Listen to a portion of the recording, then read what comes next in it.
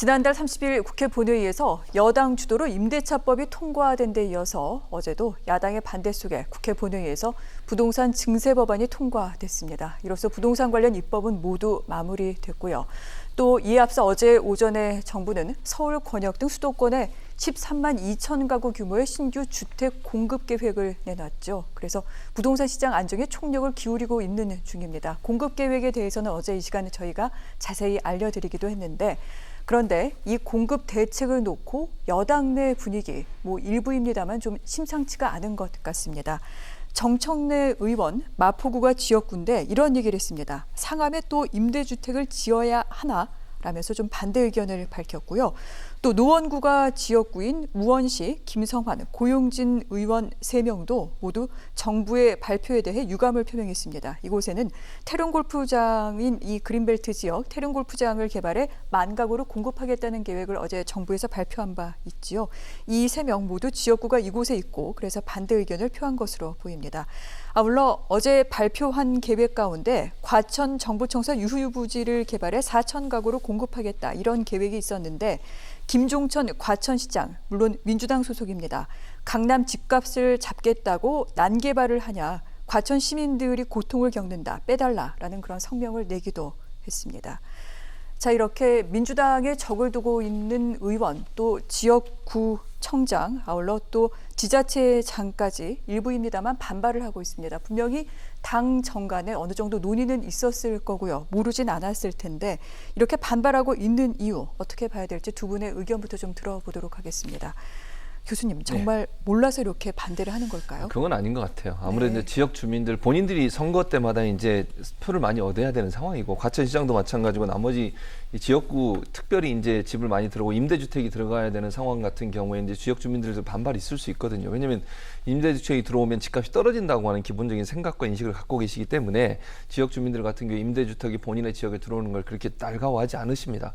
그러나 지금의 이제 상황을 보면 아시는 것처럼 전세나 월세 부분이 어느 정도 올라가는 것을 막기 위해서는 공급을 확대시킬 수밖에 없는 거잖아요. 집값을 더 안정화시키기 위해서는 공급을 확대시켜야 되는데 땅이라고 하는 게 제한될 수밖에 없고, 지금 이제 거의 다 개발이 돼서 개발 안 된 곳을 찾아다니면서 이제 쥐어짜듯이 결국 이제 만들어낸 거고, 또 고층, 예를 들면 30층 이상도 지금 하겠다고 하는 것도 결국은 더 많은 공급을 확대하려는 의도라고밖에 볼 수 없을 텐데, 저는 당정 간의 협의가 있었을 거고 다 아셨을 겁니다. 그럼에도 불구하고 본인들이 지역구에 대해서 뭔가 메시지를 던지지 않으면 다음 총선이나 선거에, 또 지방자치단체장 선거에 부정적인 영향을 올 수 있다라고 하는 그런 생각인 것 같아요. 즉, 이 메시지는 지역 주민들을 향한 본인들의 어떤 정치적 메시지라고 보는 게 맞을 것 같고요. 물론 이제 지역 주민들 중에 이런 생각을 갖고 계신 분들이 있을 수 있다고 저는 봅니다. 그러나 우리가 이제 더불어 같이 사는 사회가 돼야 되고, 지금 상황에서 공급이 확대되지 않으면 집값 안정에 상당히 부정적인 영향을 미칠 수밖에 없는 거잖아요. 조금 양보하고 그리고 함께 더불어 살 수 있는 그런 그 세상을 만들어 가는데 협력하는 그런 모습이 좀 필요하지 않을까, 이런 생각이 듭니다. 네.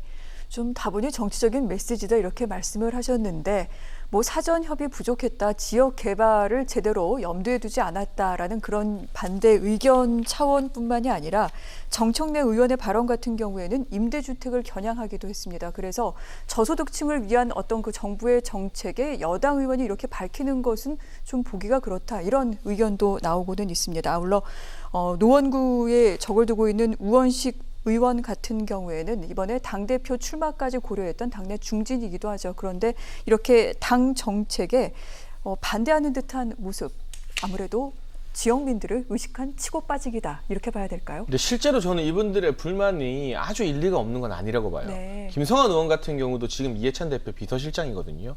그러면 중역을 맡고 있는 셈인데, 이분들조차도 사실상 당정청 협의에서 소외가 됐다면, 특히 정청래 의원 같은 경우는 한마디도 내용 못 들었다고 본인이 밝혔어요. 네. 이게 거짓말이 아니라면 그만큼 청와대나 정부에서 일방적으로 이러한 정책을 밀어붙이고 여당은 거수기 역할밖에 못하는 게 아니냐라는 그런 생각도 많이 들고요.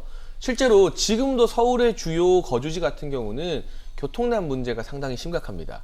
출퇴근 시간대 교통난 같은 부분은 서울 시민 누구나 공감을 할 텐데, 경기도도 마찬가지고요. 그곳에 교통 해소 대책 없이 일방적으로 4,000세대, 10,000세대 주택을 또 밀집시키게 되면 그 지역에 이미 거주하고 있던 주민들 입장에서는 불편이 더욱더 가중될 수밖에 없는 것이거든요. 그리고 사실 서울의 집값, 수도권의 집값도 문제지만 가장 큰 화두가 강남 집값이라면 강남 집값 잡자고 나머지 지역이 왜 피해를 봐야 되는 것이냐. 과천시장도 더불어민주당 소속인데 이런 이야기를 했죠. 그 부분에 대해서 우리가 무작정 이걸 지역 이기주의라고 보기는 조금 어려운 부분이 있다. 그만큼 정부에서 공급 대책을 발표할 때 기존의 이 공급지 원 주민들이 느낄 수 있는 불만에 대해서 그 불만을 해소할 수 있는 교통정책이나 다른 정책을 치밀하게 준비하지 못했구나. 그런 생각은 당연히 받을 수밖에 없고요. 이런 식으로 정부에서 야심차게 공급 정책을 발표했는데 여당의 중진 의원들이 반대하는 목소리를 바로 내게 되면 시장은 또 혼란스러워집니다. 아니 이 180석 가까운 거대 여당과 정부에서 원보이스가 안 나온단 말인가? 지금 부동산 시장이 흔들리는 가장 큰 원인 중에 하나가 정부의 말을 믿을 수 없다. 정부의 입장이 오락가락한다는 것인데 공급 정책에서마저도 이 박자가 안 맞게 되고 여당의 중진들이 반대하게 되면 이게 과연 이 현역 의원들의 산을 넘어서 노원의 태릉지구나 이런 곳에 공급이 정부가 원하는 대로 빨리 많이 될 것인가 하는 것에 대해서 시장이 또 의구심을 가질 수 있습니다. 그런 부분을 해소하기 위해서라도 발표를 1, 2주 늦추는 한이 있어도 교통정책이나 다른 부분에 있어서 당과 청와대가 조율을 좀 더 면밀하게 했어야 된다. 이건 정말 부동산 시장이 워낙 안 좋다 보니 급하게 대책을 내놓기 위해서 서두르다 보니까 이런 부작용도 발생한 게 아닌가 하는 아쉬움이 듭니다. 네. 부동산 입법 과정에서 여당의 밀어붙이기에 대해 여러 가지 얘기가 많이 나왔었는데 부동산 공급 대책 또한 그러한 부분들이 좀 일정 부분 반영된 것이 아닌가 이런 비판적인 부분을 짚어주신 것 같습니다. 물론 어제 공급 대책 정부로서는 마른 행주를 쥐어짰다, 영혼을 끌어모았다 이런 얘기까지 나오고 있는 가운데 여당에서도 일부 비판적인 목소리가 나오고 있는 만큼 조금만 더 차근차근하게 의견을 좀 수렴하면서 진행해 나갔으면 좋겠다 이런 생각을 해보기도 합니다. 어제 국회 얘기 다시 한번 더 좀 나눠보도록 하겠습니다. 그 부동산 관련 법안들이 어제 또 통과가 됐는데 이런 표결 과정에서 눈길을 끈 부분, 부동산 관련 찬반 토론이 이어진 내용이었습니다. 어제 부동산 관련해서 소득세법과 법인세법 그리고 종합부동세법 개정안 등이 통과됐는데 이 각 과정마다 찬반 토론이 벌어지면서 발언대에 올라선 의원만 20명이었다고 합니다. 먼저 평론가님, 이 같은 토론 상황 어떻게 보십니까? 그러니까 많은 여야 의원들이 포스트 윤희숙, 제2의 윤희숙이 되기 위해서 준비를 많이 하고 나왔던 것 같아요. 내가 임차인이다, 나 집 없다, 나 진짜 임차인이다, 그리고 나는 주소 옮긴 적 없다 이런 발언들이 이 찬반 연설 서두에 많이 자리를 잡았는데 아쉽게도 윤희숙 의원만큼의 주목이나 국민적 공감대를 받았던 의원은 나타나지 않았던 것 같고요. 뭐든 힘이 들어가면 원래 의도가 제대로 전달 안 되기 마련이거든요. 근데 이 중에 제가 눈여겨본 연설이 하나 있긴 합니다. 네. 바로 미래통합당 초선인 박수영 의원의 연설이었는데 박수영 의원 연설 중에 이런 내용이 있습니다. 종부세를 올리게 되면 공급이 늘어나고 양도세를 올리게 되면 공급이 줄어드는데 지금 정부는 종부세도 올리고 양도세도 같이 올린다. 대체 이 정책의 목표가 뭔지 모르겠다. 과연 집값을 잡는 게 목표인 것이냐 아니면 세금을 늘리는 게 목표인 것이냐.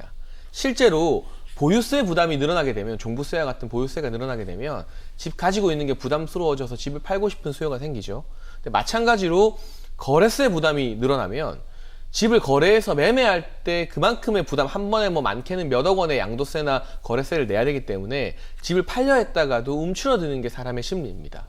그래서 대부분의 국가에서 보유세가 높으면 거래세가 낮고 반대로 보유세가 낮으면 거래세가 높아요. 이 두 가지 부분이 한 번에 높은 국가는 OECD 선진국 중에서는 거의 예를 찾아보기 힘듭니다. 근데 지금 문재인 정부 같은 경우는 보유세에 해당하는 종부세나 재산세도 높이고 있고 거래세에 해당하는 양도세도 대폭 인상하는 이런 법안을 추진하고 있는데 이렇게 되면 보유세 부담 때문에 집을 내놓으려 했던 사람도 양도세를 보고 나서는 지금 내놓으면 손해가 너무 크니까 그냥 힘들어도 들고 있자 이렇게 생각할 가능성이 높다는 것이죠. 그래서 정말 이 집이 많이 거래돼서 그로 인해 집값 안정화되는 게 목표라면 탈출구를 마련해줘야 된다. 양도세와 같은 거래세는 조금 낮춰줄 필요가 있다는 지적을 한 것인데요. 이 부분은 대다수의 부동산 전문가들이 그동안 여러 방송이나 언론 기고를 통해서 해왔던 지적이고 지금 문재인 정부의 목표가 부동산에서 세금 많이 걷어들여서 증세하는 게 목표가 아니라 정말 시장 안정의 목표가 있다면 보유세나 거래세 중에 하나 정도는 세금을 조금 완화하는 방향으로 정책 방향을 결정할 필요가 있겠다. 이런 정책적인 메시지에는 정부 당국자들도 귀를 기울였으면 하는 그런 마음이 들었습니다. 네. 어제 있었던 통합당 박수영 의원의 부동산 세와 관련된 발언, 이 부분이 인상 깊었다라면서 좀 일부 구절도 소개를 해주셨습니다. 사실 그동안 본회의에서 이 같은 의원들의 진정성 어린 발언이랄까 또 분석적인 발언을 만나기는 좀 쉽지 않았던 게 우리 국회 현실이기도 합니다. 막말, 고성, 그리고 퇴장 등등만 이어지는 속에서 지난달 30일에 있었던 통합당 윤희숙 의원의 발언이 그래서 상당히 많은 또 호평과 관심을 받기도 했었는데 어제 여러 의원들이 이를 또 패러디한 연설들을 많이 하기도 했는데 최 교수님께서는 어떤 의원들의 메시지가 좀 귀에 들어오셨는지요? 저는 이게 다들 이게 아까 장희찬 평론가도 얘기했지만 첫 부분을 다 패러디를 하셨더라고요. 네. 용해인 의원 같은 경우에 기본소득당 의원인데요. 이분은 저는 임차입니다. 아마 이제 정말 임차입니다. 이렇게 얘기한 것 같아요. 윤희숙 의원이 임대하시면서 임차를 하는 바람에 이제 좀 논란이 돼서. 그리고 장경태 더불어민주당 의원은 집 없는 청년 장경태입니다. 이렇게 시작을 하셨고, 김선교 미래통합당 의원은 60년 동안 단 한 번도 이사 또는 주소를 옮겨본 적이 없는 누구누구입니다.